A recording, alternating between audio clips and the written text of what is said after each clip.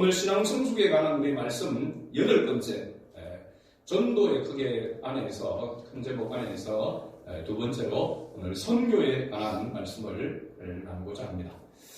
여러분, 우리나라에 온 선교사들 가운데 우리 개신교의 최초의 순교자가 혹시 누구인지 아십니까?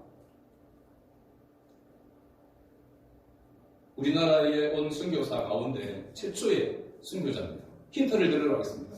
대동강변에서 참수를 당하여 순교하였습니다. 그 다음에 또 저 힌트를 드릴까요? 제배를 서문호라고 그 배를 타고 들어왔던 선교사였습니다. 이 선교사는 들어와서 한 번도 사람들에게 복음도 전하지 못하고 그냥 들어와서 성경만 전하고 순교하였습니다. 그때 나이가 27입니다. 24살에 선교사로 파송을 받아서 27살에 우리나라에서 들어오자마자 대동강변에서 참수를 당한 바로 선교사가 영국의 선교사인 토마스 선교사입니다. 이건 기본적으로 상식적으로 알아야 되겠죠. 누구라고요? 토마스 선교사입니다. 영국에서 파송된 선교사인데 24살 때에 1863년 7월 21일 날 영국에서 출발해서 그해 12월에 중국 상해에 도착하게 됩니다. 그 도착한 이듬해 그의 아내는 1864년 3월 24일에 그 선교지에서 이분은 질병으로 순교를 하게 됩니다. 선교지에 와가지고 채 1년도 안 돼서 아내를 잃게 된 거죠. 당시 조선과의 통상을 원하던 미국의 상선이 바로 제너럴 셔먼호라고 하는 이 배인데요. 이 배에 탑승해서 1866년 6월에 중국 천진에서 출발해서 이 조선에 오게 됐는데 이 셔먼호를 타고 들어오는데 이 선원들이 지리를 정확하게 알지 못해서 한강으로 들어온다라고 생각했는데 잘못 들어서 어디로 들어오냐면 대동강으로 들어오게 됩니다.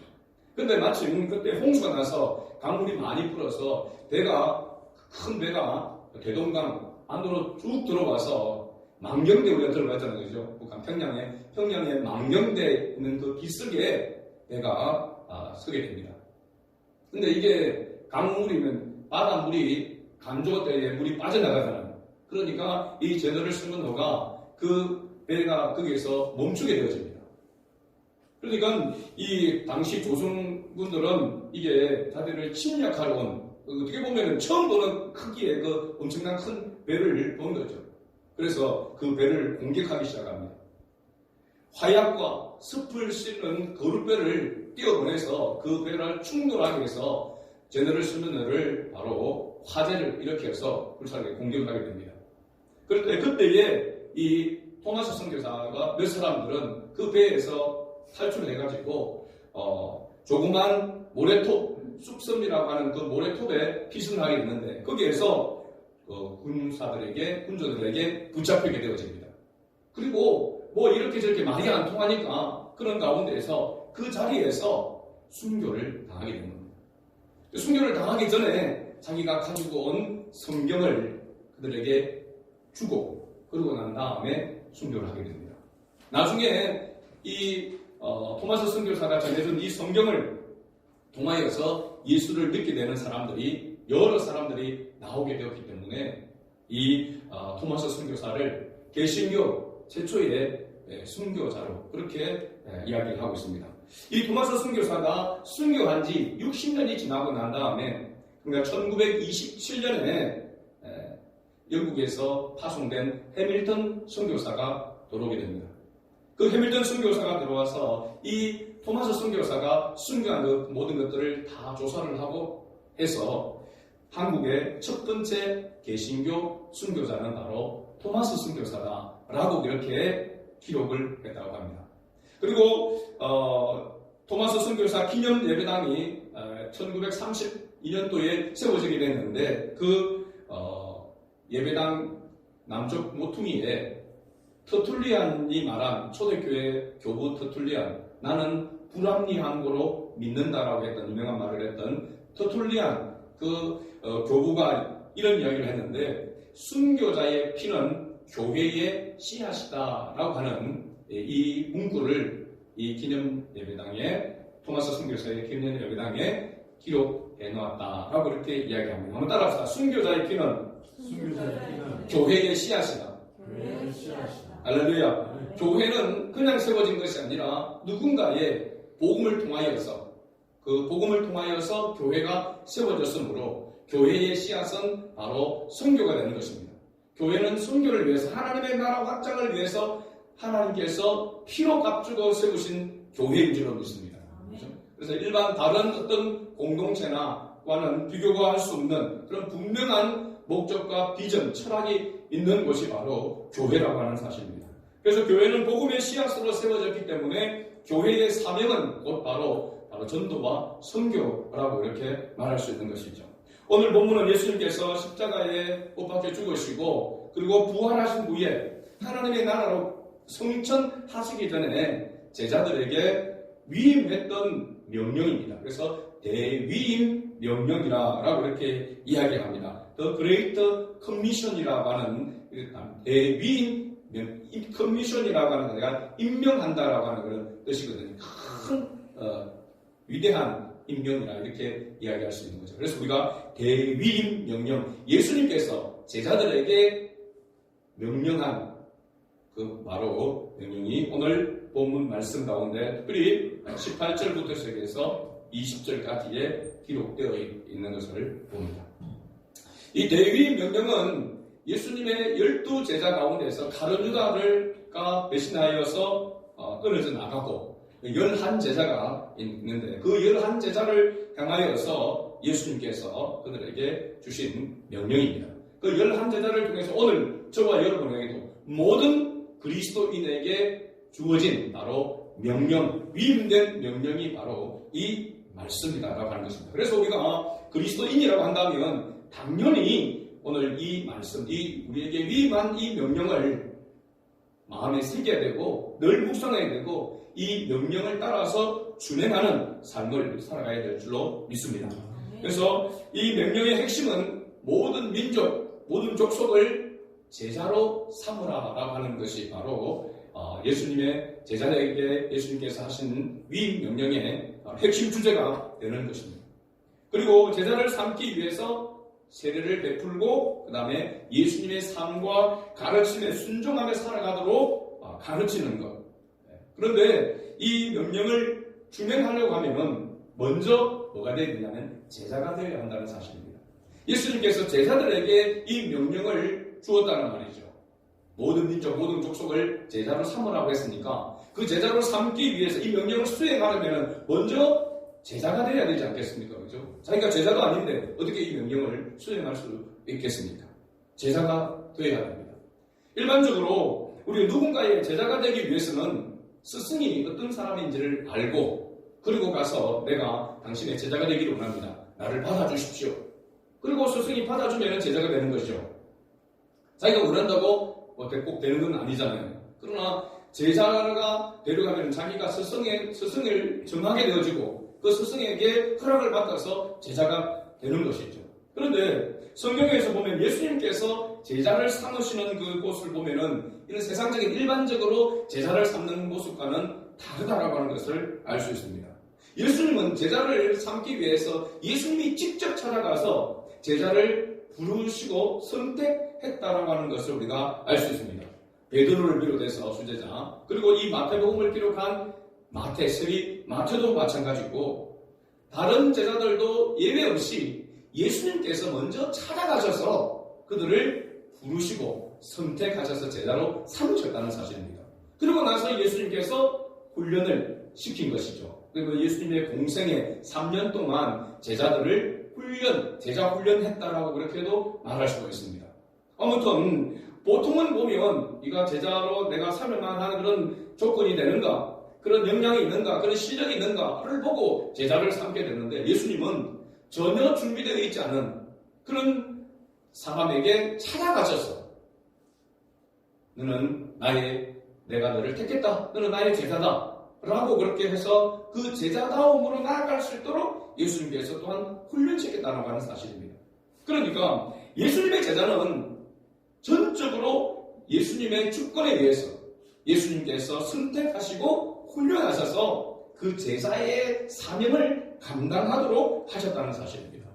오늘 저와 여러분들도 엄격하게 이야기하면 예수 그리스도의 제자로 부르심을 받은 줄로 믿습니다. 이 위임 명령을 받은 모든 그리스도인들은 다 예수 그리스도의 제자로 부르심을 받았다라고 하는 사실입니다. 오늘 말씀을 통해서 내가 정말로 주님의 제자인가? 라고 하는 것을 확인하고 그리고 내가 주님의 제자라면 내가 어떻게 이 위임 명령을, 이 사명을 감당해야 되겠는가? 라고 하는 것을 말씀을 통해서 다시 한번 깨닫고 정립하는 그런 은혜가 있기를 주의 이름으로 축복합니다. 아멘. 예수님께서 제자를 부르시고 택하신 것은 전적으로 하나님의 은혜로 그들을 부르시고 선택했다라고 하는 사실입니다. 그러므로 예수님의 제자가 되기 위해서는 반드시 하나님의 은혜를 입어야 됩니다. 그 은혜가 바로 하나님이신 그분이 사람의 몸을 입고 오셔서 우리를 위해서 십자가에 죽으심으로 우리의 죄를 대신 대속해 주신 이 은혜를 깨닫는 자가 예수님의 제자로 부르심을 받게 된다는 사실입니다. 그러니까 하나님의 은혜를 입은 사람이 제자가 될 수 있고 오늘 본문 말씀을 보면 하나님의 은혜를 입을 때에 하나님은 주님이 가지고 있던 하늘과 땅의 모든 권세를 우리에게도 동일하게 위임해 주었다는 사실입니다. 그래서 우리가 내 말을, 내 사상을 전하는 것이 아니라 주님의 말씀을 전가하게 될 때에 그 말씀에 대하여 주님께서 함께 하시고 역사하시기 때문에 사람의 설득과 논리로 구원할 수 있는 것이 아니라 그 속에 역사하는 하나님의 영, 진리가 바로 사람의 마음을 움직이고 그 영혼을 살리게 된다라고 하는 사실입니다. 그래서 우리가 전도를 하고 복음을 전하지만 우리가 우리의 설득과 우리의 언변을 통해서 그 사람을 복음을 받아들이게끔 하는 것이 아니라고 하는 사실입니다. 100% 전적으로 하나님의 은혜와 능력으로 하나님께서 구원의 역사를 이루신다라고 하는 사실이죠. 다만 우리는 그 일에 뭐로 쓰임받는 겁니까? 도구로 쓰임을 받는 것입니다. 그 쓰임을 받는 것 자체가 복이요 은혜인 줄로 믿습니다. 그래서 그리스도인으로 우리가 구원받은 그리스도인으로 이 땅을 살아가면서의 복이 무엇이냐라고 한다면 내가 주님의 일에 하나님의 일에 쓰임을 받는 도구가 된다라고 하는 자체가 복이라고 하는 사실입니다. 우리는 교회 다니면서 예수 믿고 복 받기를 원하는데 그 복은 뭐 물질도 또 뭐 승진 모든 이 땅에서 필요한 것들을 풍성하게 공급받기를 원하지만 주님의 관심은 거기 있지 아니하고 우리가 주님의 일에 쓰임받는 도구가 된다라고 하는 것 자체가 이 땅에서 가장 큰 복이라고 하는 사실입니다. 우리가 복의 가치를 바르게 정립을 해야 됩니다. 안 그러면은 교회를 다니다가 뭐 10년, 20년 다녔는데 내가 원하는 만큼 하나님 복을 안 주신다. 적어도 10년 정도 됐으면은 갑자기 복은 줘야 되는데 재산도 늘어나지 않고 오히려 줄어들고 여러 가지를 볼 때에 이거 내가 손해인 것 같다. 그러면 교회를 안 다니게 되잖아요. 그죠? 나올 이유가 없다. 이런 생각을 가지는 계산적으로 따지고 보면은 그러나 주님의 가치는 거기에 물질에 있는 것이 아니고 이 세상에 썩어질 것, 없어질 것에 있는 것이 아니라 영원한 하나님의 나라에 있다라고 하는 사실입니다. 그러므로 우리가 주님의 몸된 교회 안에서부터 주님을 위하여서 작은 일에도 쓰임을 받는 것 자체가 복이라고 하는 사실입니다. 뭐 교회에서 뭘 하라 그러면은 아이고 힘들고 어렵다, 귀찮다 그렇게 해서 안 하려고 하잖아요. 안 하면 안 할수록 절대로 믿음이 성장하지 않습니다. 절대로 사명자의 삶을 살아갈 수가 없습니다. 주의 말씀에 따라서 작은 일에도 헌신하고 봉사하게 될 때에 하나님께서 은혜 위에 은혜를 더하여 주셔서 주님의 나라를 위해서 더 귀하게 쓰임받게끔 하나님께서 은혜를 베푸시지 불순종하고 거역하게 되어지면 하나님께서 은혜를 주실 리가 없습니다. 주셨던 은혜도 빼앗게 되는 거죠. 요즘 우리가 예레미야 말씀을 이렇게 통독하고 있는데 예레미야 말씀을 보면서 저도 사뭇 정말로 떨림을 발견하게 됩니다. 깨닫게 됩니다. 하나님의 말씀을 거역하고 우상을 섬기고 그렇게 계속해서 하나님을 거역하여 나아가는 그 백성들을 하나님 끝까지 하나님 징계하시고 반드시 하나님의 택한 백성을 다시 하나님께로 돌아오게 만드시는 그 하나님의 열심이 예레미야 선지자의 그 서신에 아주 절절하게 녹아져 있다라고 하는 사실입니다. 거역하면 거역할수록 하나님의 징계는 더 강하게 임하게 되는 것을 봅니다. 그래서 우리가 지혜로운 자는 하나님의 말씀을 가까이 하고 하나님의 말씀에 빨리 순종해야 될 줄로 믿습니다. 사실 선교라고 하면 밖에 나가서 열방을 향하여서 나가는 선교사들이 하는 일이라고 생각하지만 천만의 말씀입니다. 선교와 이 전도는 우리의 삶에 녹아나야 합니다. 우리의 삶이 전도가 되어야 되고 우리의 삶이 선교의 마인드와 선교의 자세가 되어야만 선교의 이 사명을 감당하는 것이지 선교헌금 조금 보낸다고 선교하는 게 아닙니다. 선교의 삶이 되어야 된다고 하는 사실입니다. 예수님께서 모든 권세, 사도적 권위와 권세와 권위 이것을 예수님께서 사도들에게 제자들에게 위임해 주셨고 그 제자들을 통하여 복음을 받는 모든 그리스도인에게 또한 이 권세와 권위와 권능을 주님께서 덧입혀 주신 줄로 믿습니다. 이 권세를 주시고 나서 예수님께서 명령하시는데 오늘 이 말씀을 보면 위임 명령에 크게 네 가지를 이야기하고 있습니다. 간단하게 살펴보면 첫째 명령은 가라고 이야기하고 있습니다. 너희는 가서라고 19절에 그렇게 말씀하고 있죠. 예수님의 제자가 된 그리스도인들은 적극적이고 능동적인 자세를 가지고 세상을 향하여서 믿음으로 나아가야 한다는 사실입니다. 자기의 힘과 능력이 아닌 예수님의 권세를 입었으니 주님의 이름으로 담대히 나아가라 라고 이렇게 말하고 있습니다. 여러분 전도 구호 중에 이런 말이 있습니다. 한번 따라합시다. 가면 있고 안 가면 국물도 없다.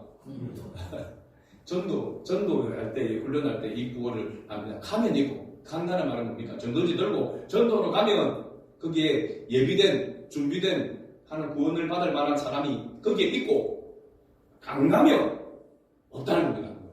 나가면 있고 안 나가면 없고 그러니까 전도하는 것이 우리의 삶의 사실은 전도지 들고 한번 전도하라는 이게 그거는 시작이고 출발이고 하나의 어떤 표시지 진짜 전도는 우리의 얼굴이고 우리의 인격이며 우리의 삶입니다. 이게 근본적으로 우리의 전도지가 되어야 되는 것이지. 그래서 그리스도의 향기, 그리스도의 편지라고 이야기하잖아요. 우리를 향하여서 사도 바울이. 내가 그리스도의 향기가 나타나지 않는다. 그리스도인으로서 냄새가 나타나지 않는다. 그리스도인으로서의 그런 모습이 나타나지 않으면서 우리가 선교, 전도, 그 외칠 수가 없는 거죠, 사실은. 지속적으로 할 수가 없는 겁니다. 그래서 가라고 이야기하고 있는 것은 내가 내 능력으로, 내 힘으로 가려면 못 갑니다. 주님께서 나에게 주신 이 권세를 생각하고 이 은혜를 생각할 때에 가라고 할 때 순종하면 하나님께서 역사하시는 것입니다. 두 번째 명령은 제자 삼으라는 것입니다. 예수님을 따르는 사람으로 세우라는 명령입니다. 이 제자라고 하는 단어가 마테테스라고 하는 단어인데 이거는 배우는 학생, 배우는 제자를 뜻합니다. 예수님의 가르침대로 잘 양육받고 배워서 영혼을 살리는 사명자의 길을 따르라. 그렇게 따르는 자로 세우라. 라고 하는 것이 바로 이 제자 비전을 이야기하고 있는 것이죠. 이건 교회에 하나님이 주신 사명인 줄 믿습니다. 사실 엄격하게 보면 이 명령은 각 개인 그리스도인 한 사람 한 사람에게 명령한 명령이지만 이 명령을 잘 수행하기 위해서는 이 장소가 어디냐? 교회 공동체라고 말할 수 있습니다. 교회 공동체. 그러니까 가르치고 양육하고 하는 그 모든 것들은 교회 안에서 있습니다. 개인적으로 그렇게 하기는 쉽지 않습니다. 사도 바울이나 이 제자들의 때는 교회가 이렇게 없었습니다. 그렇기 때문에 가는 곳마다 거기에서 직접 어떤 장소를 사도 바울도 어떤 회당이나 어떤 가정집을 통해서 거기에서 사람들을 모아서 거기에서 말씀을 가르치고 양육을 했잖아요. 제사를 삼은 것입니다. 근데 우리가 일반적으로 지금 그렇게 못하잖아요. 요즘은 자기 집을 오픈해가지고 거기다 사람들을 초청해서 그 사람들을 계속 전도하고 말씀을 양육하는 것 이건 쉬운 일 아닌데 우리도 초창기 해봤지만 그래 안 돼서 교회에서 이렇게 해보기도 하지만 결국은 어떠냐면 우리가 지금 선교사로서의 사명을 감당하기 위해서는 사실은 전도하고 선교하고 제자를 삼는다라고 하기보다는 사람들을 초청하여 교회로 인도한다라고 하는 것이 어떻게 보면 맞는 말입니다. 그렇죠? 내가 저 복음을 충분하게 여러 달, 여러 해를 전해가지고 제자를 삼아서 교회를 데려오면은 너무 좋은 거죠. 잘 훈련되어져 있는 그죠? 그런 사람이 교회에 와서 정착을 하고 교회를 섬긴다 한다면 목회자인 저도 얼마나 편하고 좋겠습니까? 다 준비되어가지고 섬길 준비가 다 되어 있는 그런 일꾼이 교회에 온다면 그죠? 다른 교회 다니다가 오는 사람 말고 예수 안 믿는 사람을 예수 믿게 복음을 전해서 예수 믿어서 그 사람을 잘 내가 양육해서 훈련되어져서 교회에 와서 일할 수 있는 일꾼으로 세운다고 한다면 이보다 그건 정말로 선교하는 것이죠. 전도하는 것이죠. 그러나 대부분이 그런 상황이 되지 못합니다. 그러니까 교회로 인도해서 오면 교회에서 그 사람을 말씀으로 목회자로 양육하고 돌보고 해서 제자로 삼아가는 것입니다. 그러니까 여러분들은 어떻게 보면은 좀 수월해졌습니다. 요즘 그리스도인들은. 내가 제자로 삼아서 데려오지 않아도 교회로 인도하고 초청하는 일이니까. 그런데 그 일도 지금 못한다는 것입니다. 어렵다고 하는 것입니다. 왜 그렇습니까? 우리 지난주도 설명했지만 내 힘으로 내 능력으로는 하기 어려운 것입니다.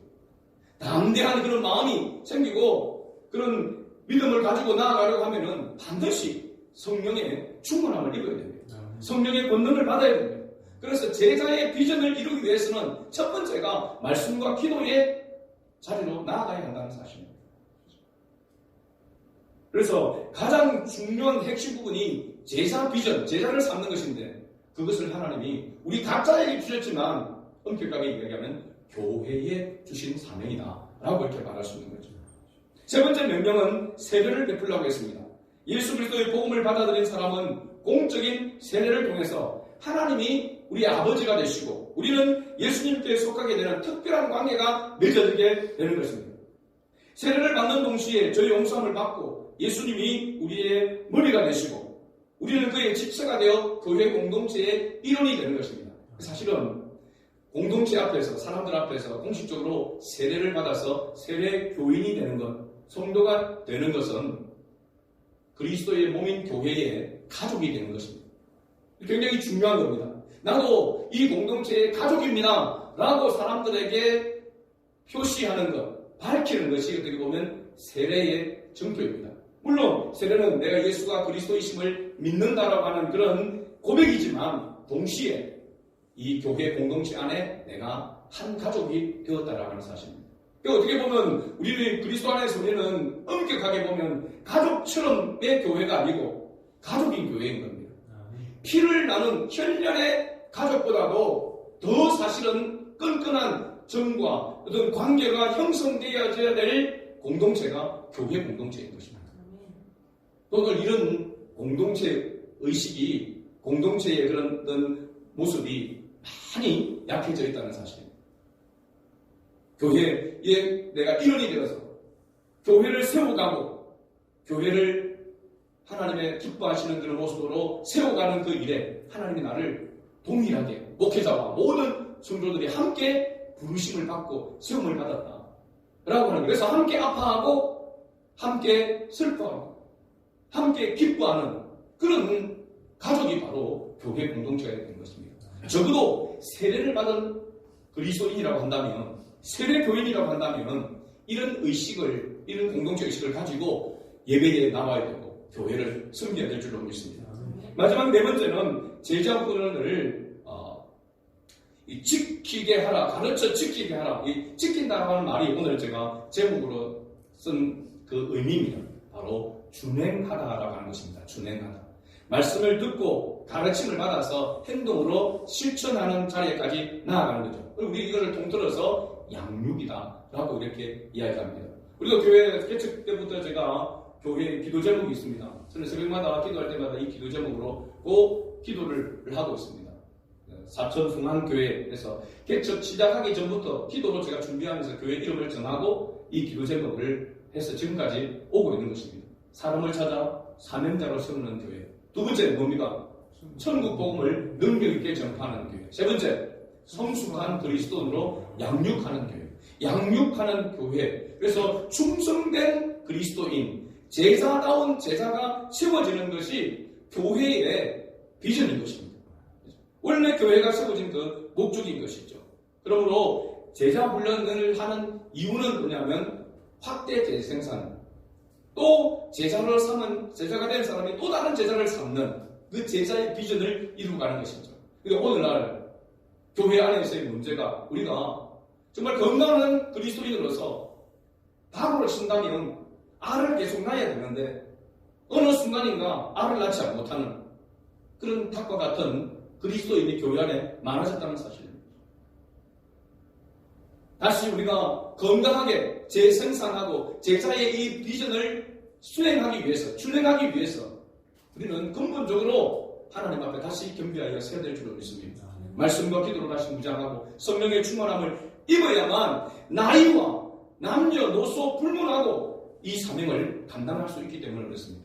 성령이 너희에게 임하시면 너희가 권능을 받고 예루살렘과 온 유대와 사마리아와 땅 끝까지 이르러 내 증인이 되리라고 말씀하셨잖아요. 성령이 너희에게 임하야만 권능을 받고 성령의 권능을 받아야만 이 제자의 비전을 정의의 삶을 감당할 수 있다라고 이야기하고 있는 거죠. 19세기 중국 선교의 개척자로 불리는 허드슨 테일러라고 하는 선교사님에게 어떤 사람이 이렇게 물었습니다. 열심히 선교의 사역을 잘 감당하는, 그래서 유명해진 이 허드슨 테일러에게 이렇게 이야기합니다.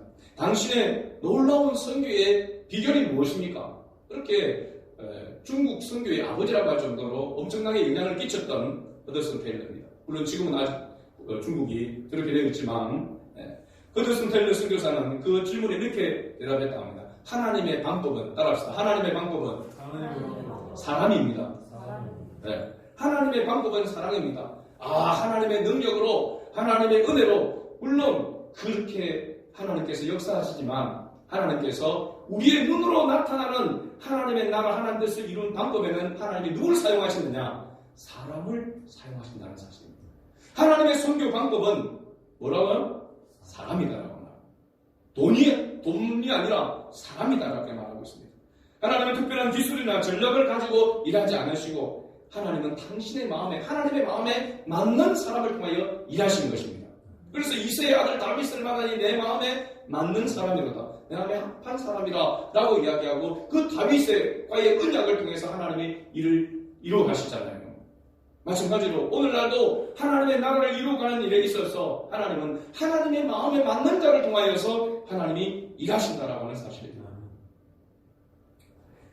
예수님께서 부활을 성천하여서 하늘나라로 올라가셨을 때에, 이건 뭐 예반입니다만, 천사장 가브리엘이 예수님에게 이렇게 물었습니다. 예수님, 세상에서 무슨 일을 하고 오셨습니까? 라고 이렇게 물었습니다.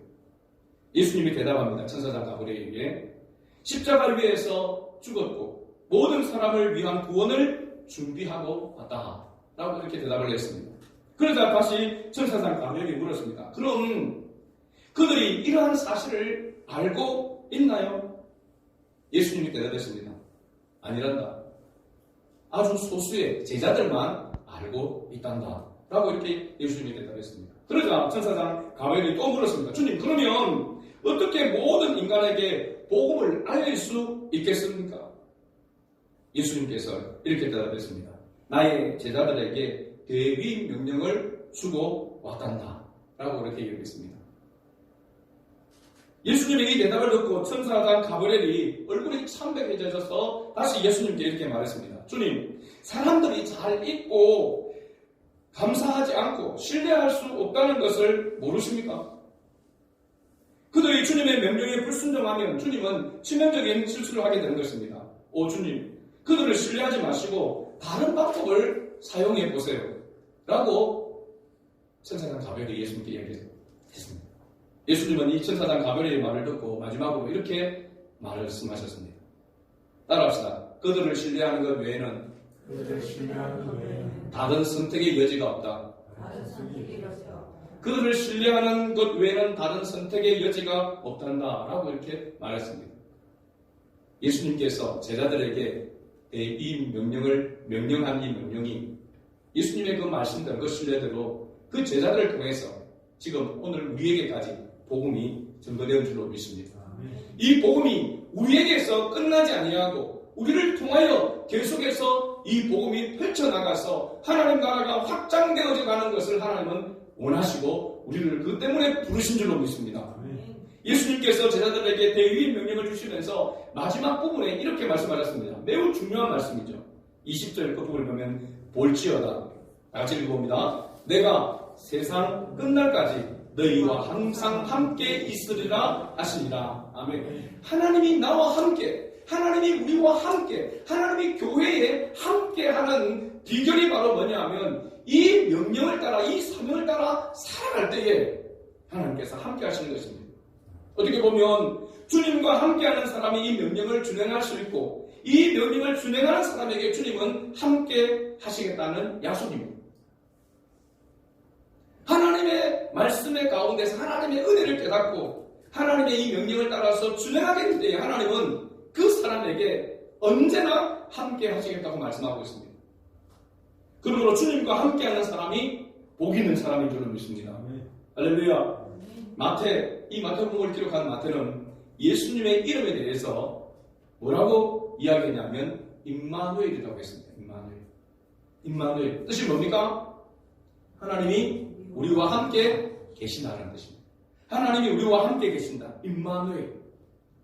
그러기에 마태복음 마지막 28장 마지막 2절에 내가 세상 끝날까지 너희와 항상 함께 있으리라. 임마누엘 되시는 주님에 대해서 이야기를 하고 있는 것입니다. 말씀의 결론을 맺습니다. 예수님께서는 교회의 제사의 비전을 명령하였습니다. 이 명령을 준행하는 것이 그리스도인의 사명이요 또한 교회의 사명인 줄로 믿습니다. 이 일을 위해서 하나님께서 우리를 택하여 제사 삼아 주신 것입니다. 우리가 남들보다 탁월하고 남들보다 더 잘나서 또 남들보다 이 일을 잘할 수 있을 거라 생각해서 부르신 것이 아니라 하나님이 우리를 선택하여 조건 없이 불러놓고 이 사명을 감당할 수 있도록 하나님께서 우리를 교회에 불러모으시고 교회를 통해서 훈련받게 하시고 양육되어져서 또 세상으로 나아가서 제사를 삼는 이 비전을 행하라고 하나님께서 우리를 부르셨다는 사실입니다. 그래서 앞에서도 이야기했지만 제자로 양육하는 것은 교회의 사명이고 오늘 보면 목회자의 사명입니다. 교회로 인도하는 것은 사람들을 교회로 인도하는 것은 성도들의 사명입니다. 교회의 사명은 양육하는 게 제자로 양육하고 훈련하는 것에 있고 교회로 데리고 초청하여 데리고 오는 것은 그리스도인의 사명이라고 하는 사실입니다. 저와 여러분 우리가 전도 대상자를 작정하지 않았습니까? 작정하는 것으로 우리가 끝내고 올 한 해도 그냥 빈손으로 열매 없이 그렇게 보내시겠습니까? 하나님께서 우리를 부르신 목적이 너무나도 분명하고 우리에게 분명히 명령하고 있는데 우리는 하나님과 함께함을 내가 맛보지 못하고 하나님과 함께함을 내가 경험하지 못하면서 이 제자 비전을 이룰 수 있겠습니까? 불가능합니다. 할 수 없습니다.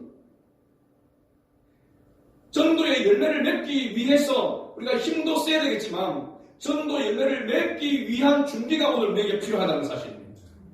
하나님께서 베푸신 은혜를 다시 헤아리면서 그 은혜에 감격하며 다시 주님 앞에 무릎으로 나아가야 하는 것입니다. 그래서 하나님의 은혜로 충만함을 입어야 합니다. 성령의 충만함을 입어야 합니다. 그것을 구하면서 또한 우리는 사람들을 주께로 초청하고 인도하는 일에 힘써야 한다는 사실입니다. 오늘 저와 여러분 다시 한번 결단합시다. 오늘 말씀을 듣고 한쪽 귀로 듣고 한쪽 귀로 잊어버리고 교회의 문을 나서면서 잊어버리면서 여전히 똑같은 삶을 반복한다면 우리는 입만무성한 무화과 나무가 될 것입니다. 주님께 징계받을 수밖에 없는 그런 무화과 나무가 될 것입니다. 그러나 오늘 결단으로 다시 우리가 주님께서 주신 이 제자의 비전을 또 주님의 몸된 교회를 위해 주님의 나라를 위해서 우리가 새롭게 결단하고 제자의 비전을 붙들고 나아간다면 하나님 반드시 우리와 함께함을 나타내 주실 것입니다. 전도의 현장 속에서 내가 전도하고 사람들을 인도하기 위해서 초청하는 그 현장에 주님이 나와 함께하고 있다라고 하는 것을 꼭 경험하는 은혜가 있기를 바랍니다. 내 입으로 하는 것이 아니구나. 내 논리로 하는 것이 아니구나. 하나님께 기도하고 하나님의 이름으로 나아갔더니 하나님께서 이렇게 내가 생각지도 못한 말을 하게 하시고 저렇게 강박한 사람이 마음이 녹아서 교회로 오겠다라고 약속하는 그런 기적을, 그런 능력을 우리의 생활 속에서 우리는 반드시 경험해야 될 줄로 믿습니다. 그런 은혜가 있을 때에 하나님께서 우리 교회를 하나님이 건강한 교회로, 하나님의 사명을 이루는 교회로 세워가게 될 줄로 믿습니다. 이 일에 우리 어린아이부터 어른들까지 한 사람도 예외 없이 주님의 영광을 위해서 쓰임받는 도구가 될 수 있기를 주의 이름으로 축복합니다. 아멘.